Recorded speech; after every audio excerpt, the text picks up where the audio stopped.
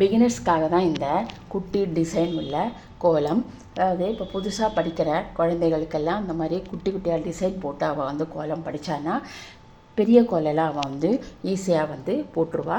So especially பிகினர்ஸ்க்கு, அதாவது கோலம் படிக்கிற பிகினர்ஸ்க்காக தான் இது வந்து இந்த குட்டி டிசைன் கோலம். அதுக்கப்புறமா ஒரு ஹெல்த்து டிப்பும் வந்து நான் படித்தது உங்கள்கிட்ட வந்து ஷேர் பண்ணிக்கிறேன். அதாவது ஓமத்துடன் சிறிது சீரகம் சேர்த்து கஷாயம் செய்து சாப்பிட வயிற்று வலி வயிற்றுப்போக்கு குணமாகும். சிறிய படகுகள் கரை காணாமல் போகக்கூடாது. இது வந்து சக்ஸஸ்ஃபுல்லாக ஆகணும்னா உங்களுடைய சப்போர்ட் எனக்கு வேணும். இப்போ இன்றைக்கி என்ன ரெசிபி பார்க்க போகிறோம்னா டொமேட்டோ தோசை தான், தக்காளி தோசை தான் வந்து பார்க்க போகிறோம். பல பேர் பல விதமான ஸ்டைலில் வந்து பண்ண தெரியும். நான் என்ன பண்ணினா அது உங்கள்கிட்ட வந்து ஷேர் பண்ணிக்கிறேன்.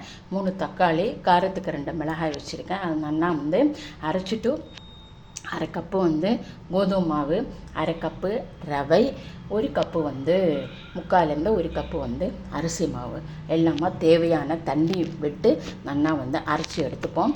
அரைச்சி எடுத்துட்டு அது தேவையான உப்பையும் போட்டுட்டு ஒரு 1/2 ஸ்பூன் வந்து ஜீரகம், அப்புறம் கொஞ்சம் வந்து கறிவேப்பிலை போட்டு அது அங்கே இருக்கட்டும். அதுக்கப்புறமா இதுக்கு நம்ம சட்னி நம்ம தயாரிச்சுட்டு டக்குன்னு நமக்கு வந்து தோசை வாத்திடலாம்.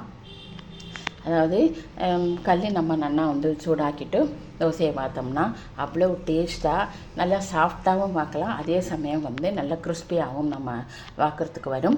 இப்போ வந்து மாவு இல்லை, நம்ம வந்து கவலை ஒன்றும் பட வேண்டாம். டக்குன்னு இந்த மாதிரி இன்ஸ்டண்ட்டாக டக்குன்னு இந்த மாவு கரைச்சி விட்டோம்னா ஈஸியாக நமக்கு வந்து ஒரு 10லேருந்து 15 நிமிஷத்துக்குள்ளே தோசையும் சட்னியும் வந்து தயார் பண்ணிடலாம். Instant healthy dosa ready.